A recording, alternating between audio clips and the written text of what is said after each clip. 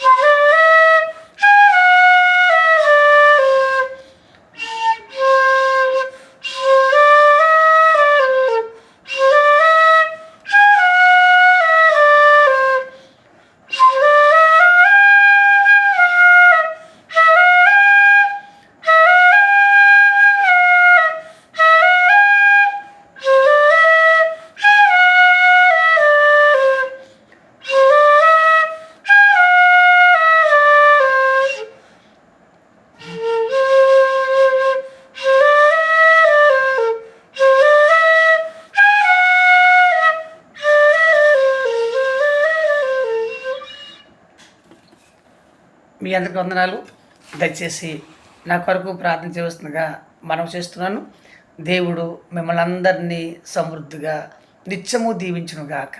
ఆమేన్.